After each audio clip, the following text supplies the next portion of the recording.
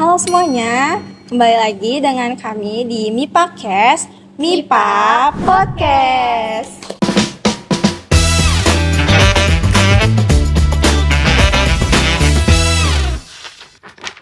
Nah, di episode kali ini kita akan membahas topik yang sangat seru, wah dan sangat menyenangkan. Ini juga dialami oleh seluruh mahasiswa-mahasiswa yang merantau dan kita kedatangan mahasiswa perantau ini. Tapi sebelumnya kita kenalin dulu nih host-host yang sangat seru ini dengan aku sendiri, Safina, dan teman aku Destia. Nah, tapi sebelum itu kita kenalan dulu nggak sih ke narasumbernya? Boleh teh? Oke, halo semuanya. Perkenalkan, nama aku Anugrah Puspaindah Pratiwi. Teman-teman aku biasa panggil aku Indah. FYI, nama aku nggak pakai halo ya, jadi Indah INDA. Terus aku dari Prodi International Program on Science Education angkatan 2022 dan asal aku dari Medan. Horas. Halo semuanya. Untuk mahasiswa Medan ini ya, bisa ceritain sedikit gak sih Teh kenapa dulu memutuskan untuk merantau ke Bandung? FYI kita di Bandung ya. Oke, sebenarnya ya dari dulu awal aku itu mau kuliah sebenarnya nggak kepikiran untuk merantau. Karena dulu itu pada saat SMP SMA orang tua aku tuh bilang jangan jauh-jauh, paling jauh udah di Medan aja gitu. Pokoknya ya sekitaran situ aja lah. Tapi nggak tahu kenapa pas udah semester 2 kelas 12 itu tiba-tiba ayah aku pas itu kan lagi zaman-zamannya SNMPTN ya dulu pas aku tuh masih SNMPTN. Aku itu ini nyuruh kayak kan itu ada 2 pilihan ya SNMPTN. Nah, jadi kata ayah aku itu coba pilih salah satu yang di luar Sumatera aja, gak usah nanggung-nanggung lah, kenapa masih milih Sumatera, sok pilih yang di Jawa aja gitu. Jadi aku pikir-pikir lah kemana ya serunya ke Jawa gitu, karena kan jujur aku belum pernah keluar dari Medan gitu ya, selama 17 tahun hidup aku tuh aku hidup dan besar di Medan dan gak pernah kemana-mana gitu. Paling jauh juga paling perjalanan 4 jam, kalau kalian tahu nama kotanya tuh Rantau Perapat, jadi lumayan jauh lah dari rumah aku, itu juga yang paling jauh gitu. Dan setelah aku cari-cari, aku search di Google gitu ya, aku tuh kemarin minatnya emang di pendidikan IPA, jadi aku search universitas mana aja yang ada pendidikan IPA-nya. Terus abis itu ketemulah UPI ini, terus aku kepoin, oh ternyata ada ya UPI di Indo. Terus aku lihat di Bandung, kayaknya Bandung seru gak sih gitu, kayak kita kan tahu ya vibes Bandung tuh kayak anak-anak barudak Bandung gitu, maksudnya kayak hujan, dingin, ya gitulah, pokoknya tiris pisan gitu. Jadi kayak tertarik nih, apa iya ya. Terus udah deh aku bilang kayak aku, ayah kalau misalnya di sini gimana? Oh iya ya udah, jadi aku pilih di sini deh di UPI dan alhamdulillahnya aku keterima di UPI. Iya bener banget, setuju. Bandung tuh paling dingin. Oh, gimana sih teh kayak kesan pertama waktu ke Bandung ini gitu? Kesan pertama ya kan, FYI kemarin itu aku pertama kali ke Bandung itu langsung ke Bandung naik pesawatnya, karena pada saat itu tahun 2022 itu Bandara Hussein Sastranegara tuh masih beroperasi. Jadi aku tuh langsung, kan dia tuh di tengah kota ya, jadi kayak langsung ke Bandung nih. Pas turun dari pesawat kayak wah dingin banget cuy, asli dingin banget. Terus kayak aku langsung ke kosannya kan, ke kosannya pas aku gini kayak airnya kayak aduh kenapa airnya sangat kayak es banget, ini emang air dari mana ya gitu. Jadi Beda kayak, banget ya sama di Medan. Betul banget. Walaupun air Medan sebenarnya air di rumah aku khususnya masih seger-seger aja, tapi di sini tuh bener-bener yang dingin banget. Nah itu yang pertama. Terus yang kedua itu kan pasti abis ke kota kan kita langsung ketemu sama orang-orangnya ya. Pas aku ngobrol-ngobrol nih, maksudnya kayak ya ngobrol-ngobrol pas aduh kenapa orang-orang pada ngobrolnya pelan-pelan ya, apa emang begini? Soalnya kan kalian tuh sendiri ya, di Medan kan suaranya tinggi-tinggi banget nih, kalian bisa denger lah dari suara aku gimana yang udah lama di sana, emang besar dan lahir di sana gitu kan. Terus kayak aduh nggak kedengeran gimana ya bapak, maaf boleh kayaknya diulangin lagi gitu. Terus abis itu aku tuh FYI kesininya mepet-mepet kaderisasi kan, prodi aku ada kaderisasi, nah aku tuh mepet banget. Nah setelah itu tuh kita ada tugas kaderisasi, kumpul lah kita itu kan, kumpul bareng-bareng. Terus kita ngobrol-ngobrol tuh kayak aduh kenapa orang-orang ngobrolnya pada santai banget ya, maksudnya kayak kok pelan banget, ini yang cowok satu juga kenapa pelan banget, kayak ini cowok kok tidak keras banget sih suaranya, kayak kenapa dia tidak mau didengar banget sih ini obrolannya gitu. Jadi kayak aduh kenapa ya. Terus teman-teman aku juga kayak, Indah kalau ngomong jangan marah-marah, jangan teriak-teriak. Kayak, ah emang aku teriak-teriak, aku merasa gak teriak-teriak ya, aku emang begini ngobrolnya. Jadi mulai dari situ aku teh kayak ya udah deh, aku belajar untuk kayak ngobrol santai, tenang, pelan-pelan aja gitu. Jadi paling kesannya itu sih cuaca sama suaranya ngobrol. Boleh gak nanya, aku penasaran kenapa sih bisa di Medan tuh suaranya bisa sekeras itu, maksudnya apakah ada alasan tertentu kayak misalnya rumahnya jauh-jauhan gitu jadi harus Teriak-teriakan. atau gimana, atau ngobrolnya emang aduh gak tahu deh pokoknya gimana, ada alasan nggak? Kalau untuk rumah kayaknya enggak ya, karena jujur tetangga aku juga sebenarnya rumahnya deket-deketan, lumayan deket. Terus kayaknya kalau misalnya menurut menurut aku kayaknya itu karena Medan itu identik dengan Batak kan ya. Iya. Nah orang-orang Batak itu kalau ngobrol emang selalu tinggi. Enggak, sebenarnya bukan orang Batak aja sih, semua orang Sumatera tuh kayak gitu. Kalau kalian lihat di Padang khususnya itu juga ngobrolnya pasti teriak-teriak. Cuma mungkin lebih kerasnya adalah orang-orang Batak gitu. Makanya ke bawah lah Medan itu ya keras gitu. Kenapa? Karena emang kita udah terbiasa keras di sana. Kalau misalnya kita nggak kayak gitu, kita nggak bakal didengar sama orang gitu. Dan mungkin emang udah kebawa dari bahasa ibu kan ya, karena kan yang paling melekat ke kita tuh bahasa ibu. Nah kalau misalnya ibu kita di rumah aja udah begitu ngomongnya, apalagi kita nanti di luar gitu kan. Jadi mungkin kayaknya karena itu deh ya, menurut aku juga. Berarti sama ya kayak Sunda gitu, Sunda dari bahasa ibunya udah Iya. Gitu kan enak ya, dimarahin juga enak. Ini mah ngobrol biasa juga kayak dimarahin, kayak aduh marah nggak ya ini sebenarnya. Culture mungkin ya teh. Culture sih, betul. Ya lanjut ke pertanyaan yang ketiga, itu ada kalau misalnya lagi kangen rumah nih, Teh Indah suka ngapain? Kalau kangen rumah ya biasanya aku nelpon ayah sama mama aku sih, tapi sebenarnya justru kalau nelpon tuh lebih kangen lagi, ya kan. Terus ya pastilah anak rantau mah pasti banyak kangennya karena kan kita jarang pulang ya. Aku tuh pernah sehari kayaknya maksudnya aku pernah sekali kayaknya itu karena aku bener-bener homesick. Jadi tiba-tiba tuh gak tahu dari mana aku tiba-tiba ngechat mama aku, "Ma, boleh nggak kirimin makanan ke sini?" Aku bilang gitu. Terus abis itu nggak lama mama aku nelpon aku, "Kamu kenapa? Mau dikirimin makanan apa?" Langsung kayak gitu, aku kayak mau ini. Oh ya udah. Abis itu langsung dikirimin, 3 hari kemudian langsung udah nyampe gitu. Mungkin ya obatnya adalah makan masakan mama aku sendiri kan gitu. Jadi paling obatnya itu doang sih, karena kalau pulang tidak mungkin ya teman-teman. Di tengah semester tidak mungkin. Nah, kalau dari segi finansial, gimana sih cara buat manage keuangan Teh Indah ini gitu? Iya, keuangan ya.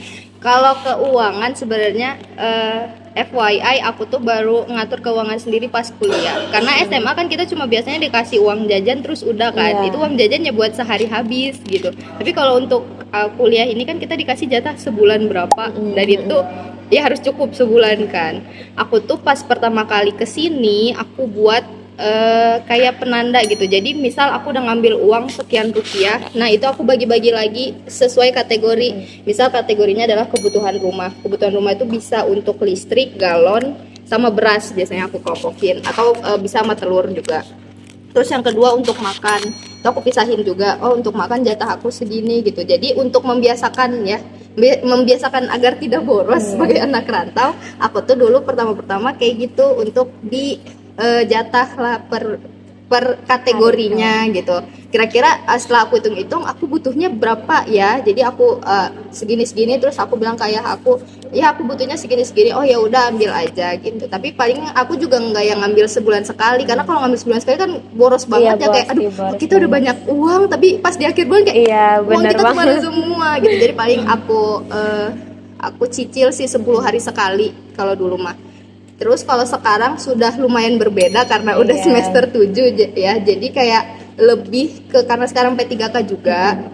Jadi aku pengaturan uangnya adalah lebih ke ongkos dan kebutuhan lainnya. Jadi kalau dulu kategorinya banyak, semester 7 ini karena P3K aku kategorinya cuma 2. Jadi untuk kebutuhan lainnya satu lagi ongkos. Jadi yang harus benar-benar dirin adalah ongkosnya gitu. Karena aku P3 kan PP ya. Jadi kayak ongkosnya mah harus aman dulu lah gitu. Lumayan juga Itu ya. insight baru buat mahasiswa-mahasiswa perantau untuk bisa manage uang. Iya, betul. Karena kayak susah banget gak sih buat manage uang tuh. Kita di daerah Gerlong banyak jajanan, banget ya. sumpah. Sulit tergoda untuk aku aja sering boros Iya. kalau di sini. Tapi kalau udah agak di sini enggak. Ngurusnya di Gerlong gitu ya, Bang. Oke, lanjut nih. Hal apa sih yang paling mengejutkan yang jauh dari ekspektasi Teh Indah tentang kehidupan di perantauan? Hal unexpected ya. Jujur aku dari awal tidak berekspektasi apa-apa dengan Bandung karena aku tuh termasuk anak rumahan. Jadi kayak ya udah aja gitu, dunia mau kayak gimana yang penting aku di rumah gitu kan. Gitu. Sebenarnya nggak ada ekspektasi yang gimana-gimana. Cuma setelah tinggal di Bandung beberapa lama baru tahu bahwa orang-orang di sini tuh tidak pakai klakson. Karena kalau di sana mah klakson mah kamu jalan 10 meter dikit aja udah wah itu mah klaksonnya udah parah banget. Apalagi ini lampu merah udah langsung hijau dikit. Jangan harap kamu tidak mendengar klakson, itu pasti langsung ada klakson. Asli. Cuma kayak kenapa orang-orang Bandung sabar banget ya ini menghadapi dunia dengan huru-hara aja tanpa klakson loh teman-teman. Tapi jujur sih kalau aku sendiri juga kayak beda banget ya. Iya kan? Di Bandung emang tanpa klakson. Betul. Kayak di Bandung tuh ya udah klakson teh tujuannya jadi Sunda maaf ya. Jadi tujuan klakson tuh untuk menyapa gitu sih. Even macet aja ya jarang gitu. Betul.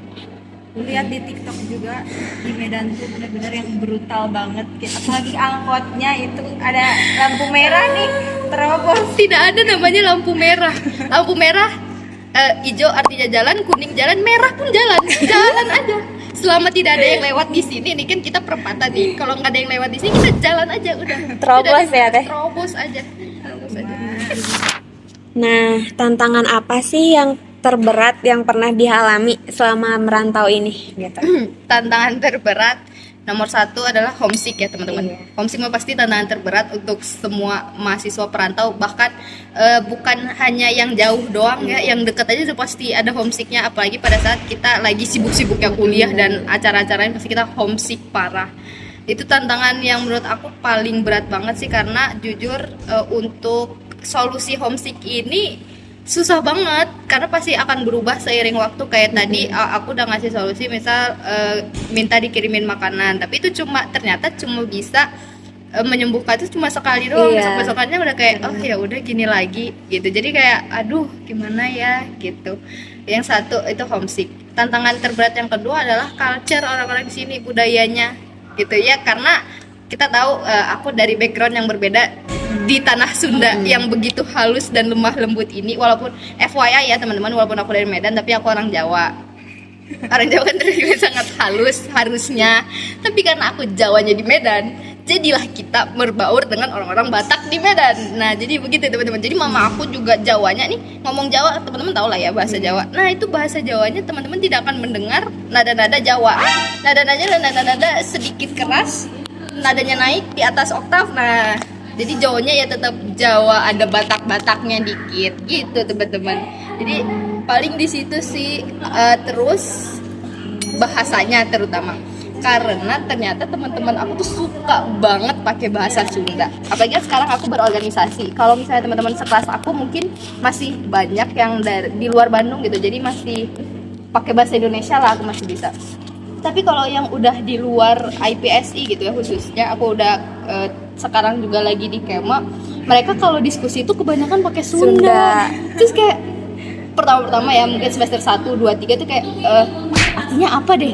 Ini kata ini artinya apa? Boleh translate gak? Ini subtitlenya ada di mana ya? Aku bisa lihat di mana ya subtitlenya? Iya lupa, maaf mereka begitu terus. Nah jadi untuk survive akhirnya aku mempelajari lah Sunda ini ya. Jadi teman-teman sebenarnya saya udah bisa Sunda dikit banget gitu, jadi bisa saya bisa Sunda sedikit. Kita lanjut nih ke pertanyaan yang menarik banget. Makanan Medan apa yang paling bikin kangen banget? Bedanya sama makanan di Bandung apa? Sebenarnya kalau buat makanan banyak banget karena udah pasti beda 180 derajat. Iya. Karena makanan di sana, maaf ya teman-teman yang dari Bandung dan sekitarnya, aku mau bilang kalau makanan-makanan di sini itu terlalu manis dan tidak pedas. Sebagai pecinta pedas, aku susah banget mencari makanan pedas, terutama sayurnya ya teman-teman. Kalau misalnya mau pedas, aku paling makan bakso sama ayam geprek doang. Jadi kayak, aduh, aku tuh soalnya kalau di rumah makan pedas kayak tumis sayur tuh pedas, apa-apa tuh ada sambelnya dan lain sebagainya gitu. Jadi kayak gitu. Terus kalau misalnya yang paling kangen itu udah pasti masakan mama aku ya. Contoh, aku kasih contoh sederhana adalah mungkin teman-teman akan sedikit bingung dengan apa yang akan aku sebutkan. Jadi ada satu nama makanan namanya daun ubi tumbuk. Kalau teman-teman tahu, daun ubi adalah daun singkong ya teman-teman. Jadi di sana di Medan kita tidak menyebutnya singkong tapi ubi. Kalau di sini kan ubi itu kayak lebih ke ubi rambat. Aduh, kalian juga nggak tahu ubi rambat ya. Ubi ungu beda. Beda ya. Aduh, ubi rambat bukan. Ubi yang orange itu apa sih? Oh iya, ubi. Iya, mirip-mirip ubi cilembu tapi yang nggak ada manis-manisnya, jadi kayak biasa aja. Aduh, ubi cilembu itu lebih Manis ke manis ya, nggak manis. sih? Ya jadi maaf ya, aduh ini. Nah, ini juga ternyata tantangannya ketemu lagi di sekarang. Penyebutannya tuh banyak yang berbeda dari bahasa benda dan lain-lainnya. Jadi namanya daun ubi tumbuk. Nah, itu tuh sayur daun ubi yang ditumbuk, teman-teman. Daun singkongnya ditumbuk terus kayak dibuat sop gitu, terus warna kuahnya tuh hijau, jadi dia tuh seger banget, parah. Aku tuh suka banget, apalagi kalau ditambahin jantung pisang. Wah, parah, suka banget. Bawa dong. Favorit. Iya ya, nanti kita datang. Jujur kalau aku disuruh buat sendiri nggak bisa ya teman-teman. Itu mama aku punya resep rahasianya, soalnya setelah aku cicipi daun ubi tumbuk dari orang lain pun beda gitu sama mama. Mama aku punya resep khususnya mungkin ya. lah. Terus yang kedua teman-teman, kemarin tuh aku naik angkot ya. Terus pas hujan-hujan tuh aku nggak tahu kenapa tiba-tiba kecium bau soto. Kayak enak banget. Tapi bedanya kalau soto di sini, aku tuh udah beberapa kali makan soto di Bandung asin banget. Tapi kayak aduh, kenapa ya soto di sini asin? Soto di sana tuh nggak asin, itu lebih ke seger. Terus wah enak banget, apalagi kalau ditambahin sambal sama perkedel kentang. Wah, enak banget. Aku kemarin kayak sepanjang angkot itu kayak, ini siapa sih yang bawa soto di sini? Kok aku jadi pengen soto lagi, hujan-hujan kan enak ya soto anget tuh kayak aduh. Jadi kebayang soto mama aku yang warnanya hijau sotonya. Kalau teman-teman tahu mungkin mirip seperti soto Medan. Hijau tuh karena emang dari sana ya, dari hijau olahan itu gitu. iya, tapi hijaunya teman-teman jangan bayangin hijau kayak brokoli yang hijau gitu. Dia hijaunya tuh hijau pucat, kayak lebih ke pucat gitu. Karena mungkin aku sebenarnya kurang tahu juga komposisinya ada apa aja, karena tugas aku adalah makan ya teman-teman. Jadi yang buat adalah mama aku gitu. Jadi aku nggak tahu. Nanti kita search lah bareng-bareng ya. Oke, nah kan Teh Indah ini di semester 7 nya. Kenapa sempat kepikiran ikut sama BEM ini gitu, BEM Kema FPMIPA di tengah-tengah kesibukannya ini? Iya teman-teman, mungkin sedikit perkenalan di tengah-tengah.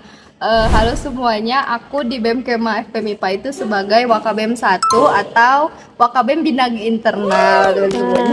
Halo. Ya jadi kenapa bisa kepikiran untuk join lagi di BEM Kema di semester akhir gitu ya, angkatan akhir. Sebenarnya kalau untuk kepikiran banget mah enggak.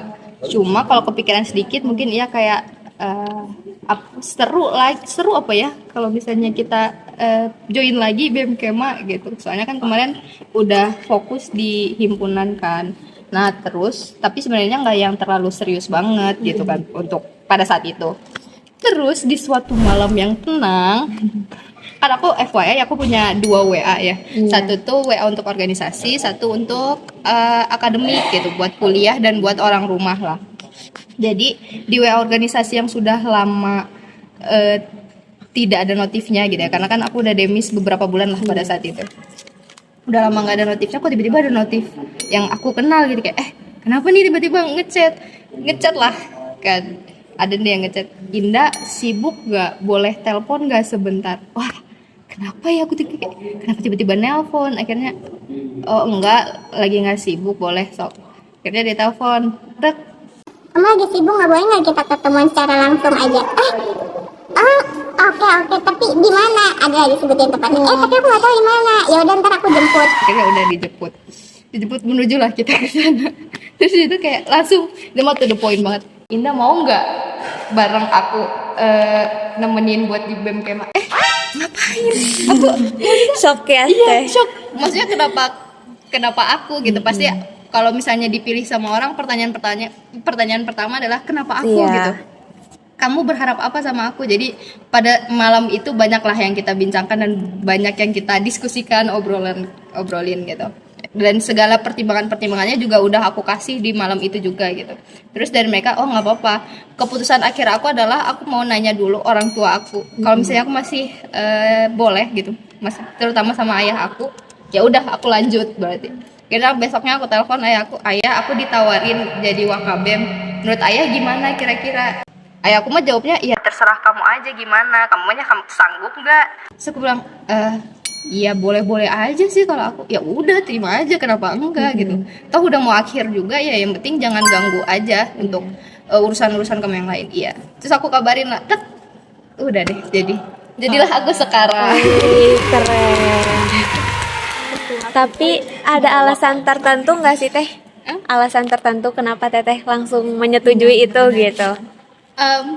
Untuk alasan pribadi adalah aku mau jadiin ini sebagai last dance aku sebagai mahasiswa aja sih gitu, karena kapan lagi kesempatan ini ada gitu, dan mereka udah percaya sama aku Iya. kan, berarti oh menurut mereka aku emang mampu untuk di posisi ini gitu. Jadi aku kayak apa coba sekali lagi ya, karena kemarin sudah tahu, maksudnya maaf, sudah tahu bagaimana keberjalanannya, karena sebelumnya kan juga sempat memimpin gitu. Apa dilanjut aja ya, kayak mainin aja nggak sih, buat lagi aja nggak sih kita. Nah, kalau bahasa Medannya kita tambo aja nggak sih. Nah, gitu.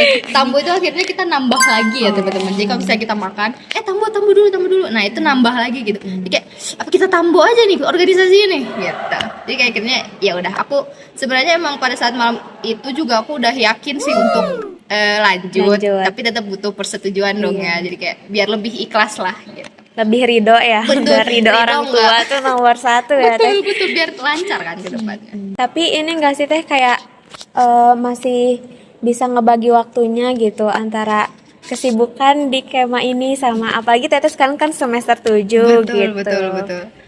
Sebenarnya kalau untuk ngebagi waktu ya, setiap orang punya caranya. Iya. Kalau aku tuh kemarin jujur cukup keteteran 1 bulan itu. Tapi di situ aku mulai belajar lagi. Aku nggak bisa kayak gini terus gitu. Aku harus belajar lagi untuk ngatur waktu aku yang mungkin kemarin sudah baik, tapi tiba-tiba karena kesibukan yang semakin menumpuk gitu ya. Kalau aku juga tidak menyangka bahwa semester 7 akan sesibuk ini.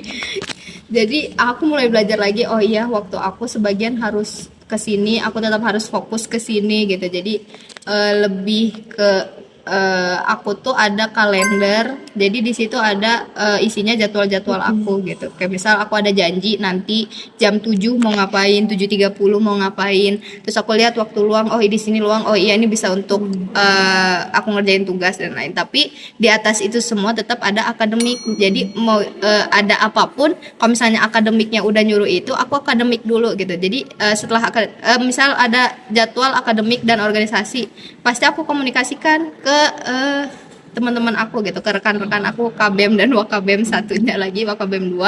Aku bilang, maaf ya aku nggak bisa, soalnya aku ada ini, boleh nggak digantiin dulu, nanti mungkin lain kali kalau mereka nggak bisa aku gitu. Jadi kita saling ganti-gantian aja gitu, karena kan kita bareng-bareng ya bertiga, jadi kita ya bisa Saling backup gitu ya. betul. Buat adik-adik mahasiswa baru nantinya nih, bagi yang juga anak rantau, ada pesan atau tips gak dari Indah sebagai anak rantau juga? Oke, pesan dan tips ya teman-teman semuanya. Kalau mulai merantau, pertama kalian harus cari tahu dulu medan yang mau kalian Maksudnya bukan kota Medan ya, ini mentang-mentang Medan. Aduh. Bukan. Maksudnya kota yang mau kalian tuju tuh gimana? Culture-nya gimana? Mungkin teman-teman yang bisa dibilang gampang sakit gitu ya, apalagi dengan musim pancaroba. Mungkin bisa dikepoin juga cuacanya, cara menanggulanginya gimana gitu. Terus setelah sampai di sini teman-teman juga harus tahu, harus mulai melihat-lihat misal rumah sakit atau klinik terdekat di mana, apotek di mana. Terus ya kalau misalnya untuk makanan pasti kita bakal ketemu lah di mana-mana gitu. Paling itu sih, kita harus punya teman yang benar-benar bisa bantuin kita lah, misal kita sakit, kita butuh apa, kita butuh ditemenin dan lain-lain gitu. Jadi biar kita punya ada support kan, ada support system gitu. Jadi kayak ya biar gak sendiri banget ya kan? Jadi nggak kesepian banget kita di sini tuh, walaupun kalian mungkin anaknya introvert atau anak rumahan gitu, tapi at least minimal banget kalian harus punya satu temen yang bisa diajak kemana-mana bareng sih gitu. Iya sih, karena emang penting banget sih Teh, apalagi jauh kan ya dari Medan, kita sendirian gitu. Iya. Oke, boleh mungkin ini pertanyaan terakhir ya. Nah, dari semua pengalaman sama cerita yang tadi Teteh sampaikan, nah Teteh tuh punya mimpi apa sih buat kedepannya gitu Teh? Mimpi sebenarnya ini datang out of nowhere ya. Karena dulu tuh aku tidak menyangka bahwa aku akan menginjakkan kaki di luar Medan, terutama karena pasti Bandungnya aja, di luar Medannya aja aku udah nggak nyangka, apalagi di Bandung gitu, kota impian semua orang. Aku udah di sini nih, halo semuanya, aku udah di Bandung gitu kan. Jadi kayak mimpi aku mungkin aku mau ke kota-kota lain gitu, mumpung lagi di luar gitu ya, mumpung belum masih banyak kesempatan untuk tidak pulang ke rumah. Kayaknya aku pengen ke tempat-tempat lain yang bisa aku explore selain di Bandung ini. Lebih bagus lagi kalau aku bisa ke luar negeri gitu ya kan, kayak enak banget. Siapa yang gak mau sih Teh? Ya kan, pokoknya kamu kalau udah sekali merasakan merantau, sebenarnya nggak ketagihan sih teman-teman, karena pasti ada plus minusnya. Cuma banyak pengalaman, banyak yang bisa kalian ambil lah dari masa-masa merantau ini, karena emang banyak hal-hal baru yang harus kalian pelajari, banyak hal-hal baru yang harus kalian pahami gitu, dan kalian harus adaptasi di situ karena seperti pepatah gitu ya, di mana bumi dipijak di situ langit dijunjung gitu. Jadi kalau misalnya lagi di Bandung, Medannya agak dikurangin dikit ya teman-teman semuanya ya. Boleh Medan dikit-dikit aja, jangan banyak-banyak ya. Medannya boleh. Nanti kalau kita teleponan sama mama ya. Medan banget ya. Berarti Tende ini suka nge-explore banget gak sih orangnya tuh? Kayak mencoba hal baru gitu ya. Kelihatan. Cukup menarik sekali ya cerita Teh Indah pada kesempatan kali ini, sangat menginspirasi untuk kita mahasiswa rantau kali ini. Ya, tapi aku mau tahu nih terakhir, apa sih 3 kata yang mendeskripsikan tentang perantau? Yes, 3 kata.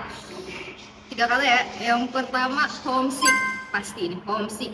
Yang kedua adalah pengalaman, karena pas merantau kita pasti ada pengalamannya. Yang ketiga adalah adaptasi, teman-teman. Kita butuh adaptasi.